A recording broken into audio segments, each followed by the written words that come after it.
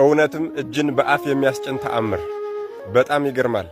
እስኪ ዛሬ በዕለተ ሰንበት በጣም ደስ የሚል ቪዲዮ ልጋብዛችሁ። ታዲያ እናታችን ቅድስተ ቅዱሳን ቅድስት ድንግል ማርያምን የሚወዱ ሰዎች በሙሉ ደስ ይላቸው ሐሴት ያደርጉ ዘንድ ላኩላቸው። እስኪ በዘመናችን የሆነ ታሪክ ነው የምነግራችሁ። ይህች ልጅ ከእኛው ጋር አብራ ዩኒቨርሲቲ የተማረች እህታችን ነች። እንደኛው ግን ጥቂት የሰንበት ትምህርት ቤትን ፍሬ ቀምሳለች። በጣም በትልቅ ውጤት ነው የተመረቀችው።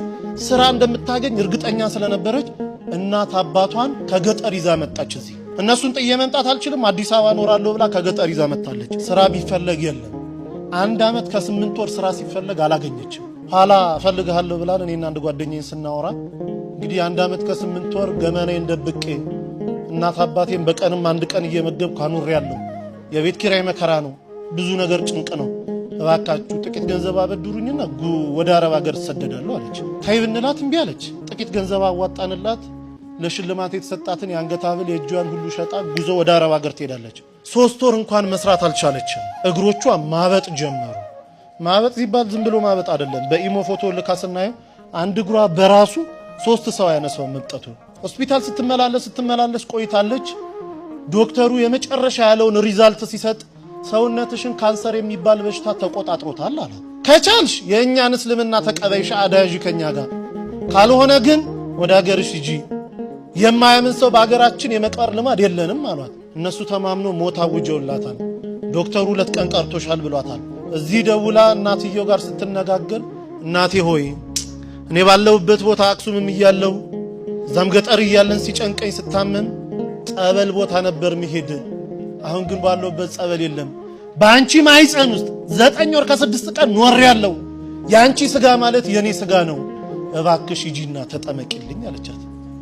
የተልኮ ጥምቀት ማለት ይሄ ነው። ሂጂና ተጠመቂልኝ፣ በአንቺ ስጋ እመቤቴ እኔን አጥምቃት ትፈውሰኛለች፣ አምናታለሁ፣ ሂጂ አለች።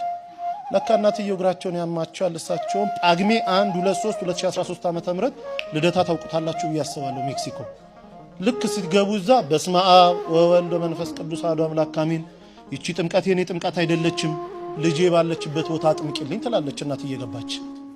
ተጠምቀው ሲወጡ 3 ቀን ነው ተጠምቀው የወጡት።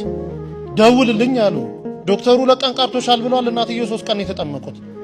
ሲደወል ልጅቷ ዝልፍልፍ ብላ ወድቃ ሆስፒታል ወስዷታል። ሆስፒታል ገና ስትገባ ራሷ ነው የምትነግረን፣ ሰውነቴ ላይ የነበረ ያ ክብደት የሚመሰል አላንቀሳቀስ ያለኝ ነገር ሁሉ ውድቅ ብሎልኝ አዲስ የ18 ዓመት ሕፃን ልጅ መስዬ ሆስፒታል በር ቆምኩኝ አለች።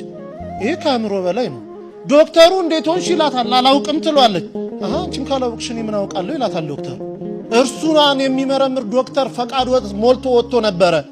ከሄደበት ቦታ የ6 ሰዓት መንገድ ነርቶ ተመልሶ ሕክምና ገባ። ልጅቷን አምጡ ይላል። ይሄው እኔ ነኝ ትላለች። እባክሽ አትቀልጂብኝ፣ ልሰራ ነው ያለሁት።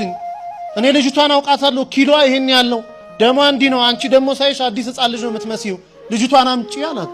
አይ እኔ ድኜ ነው አለች። እንዴት ሆኖ? ተጠምቄ። ከየት አምጥተሽ ጸበል? አረብ ሀገር አይደለም ወይ ያለሽው? ከየት አመጣሽ? አይ እናቴ ተጠምቃለኝ። እናቴ ልትጠመቅ ስትገባ ወላዲተ አምላክ ድንግል ማርያም ከመልአከ ምክሩ ከቅዱስ ሚካኤል ጋር እኔ ቤት ውስጥ ይመጡ ነበር አለች። ጠዋት ስነሳ ሙሉ ሰውነቴ እረጥቦ ነበር የምገኘው አለች። እናቴ እዛ ትጠመቃለች፣ ድንግል ማርያም ደግሞ እኔን እዚህ ስታጠምቀኝ ነበር፣ እንዲዳንኩኝ አለችው። ዶክተሩ ማልቀስ ጀመረ። እንዲህ የሚባል ነገር አለ? በእውነት ድነሻል? አንድ ይኮነማ እኔም እኮ 17 ዓመት ካንሰር ታማሚ ነኝ። በቀን 2 ኪኒንና 3 መርፌ እየተወጋው ነው 17 ዓመት የገፋሁት። እባክሽ አገርሹ ሰጂኝ፣ አንቺ ምትያት ሴት ካለች እኔንም ታጥምቀኝ አለ። ያው እንግዲህ ታውቃላችሁ እሷ መምጣት አትችልም። እዚህ ደውላ ከኛ ጋር አገናኘችው። ሰውየው እዚህ የገባው ሐሙስ 10 ሰዓት ላይ ነው ማታ። አሁን ወስዳችሁ ካላጠመቃችሁኝ አለ። ብንለው ብንሰራው በፍጹም። በኋላ ተደውሎ በአረበኛ የሆነ ነገር አለችው። ተረጋጋ። ለሊት 9 ሰዓት ላይ ተነስቶ ውሰዱኝ አለ። ስንሄድ ቤቱ ተዘግቷል። ገና በር ላይ ካህኑ እየከፈቱ ነው። አብሮ ገባ። ንባባቱን ደሞ ዕጣኑን አንድ ላይ ተደርጎ ውስጥ ከሰማ በኋላ መጀመሪያ ተጠማቂ ሆኖ ገባ። እንደገባ መጮን የጀመረው ሲወጣ ሆስፒታል ውሰዱኝ አለ። ኧረ እባክህ እንደው ቢያንስ 1 ሱባኤ ሳምንት ተጠመቅ። በፍጹም። ከዛች ሴት ጋር ሳወራ እኔ ቤት ውስጥ ይሸተኝ የነበረው ሽታ አሁን እዚህ ቦታ ሸቶኛል። እሷ ስታወራ ሁሌ የሚመጣው ሽታ እኔ ጋር አለ። እባካችሁ ውሰዱኝ። ከውስጥ የጥቁር ነገር እየጮኸ ሲወጣ ይቻለው፣ እንደ ጉም ደመና ወጥቶ ሲወጣ ይቻለው፣ ውሰዱኝ አለ። ሆስፒታል ተወሰደ። ምርመራውን ጠበቀ። ሲመጣ ካንሰር የሚባል የለብህም ተባለ። አላምንም ኢትዮጵያውያንን አለ። ዶክተሮቻቸው እንዴት ናቸው? 17 ዓመት የተያዝኩትን እንዴት የለም ትሉኛላችሁ አለ። አይ አገሬ ሄጄ ይመረመራለሁ። ሄዶ ሲመረመር የለብህም ተባለ። አሁን ግብጽ ቤተክርስቲያን እዛው ተጠምቆ ሚስቱም 3 ልጆቹን ተጠምቆ ያገለግላሉ። በዚህ ዘመን ይህንን ከመስማት በላይ ምን የሚያጽናናን ነገር ሊኖር ይችላል? ለእምታውቋቸው የሰንበት ተማሪዎችና ለእናታችን ለቅድስተ ቅዱሳን ለቅድስት ድንግል ማርያም ወዳጆች በሙሉ እስኪ ሸር አድርጉላቸው።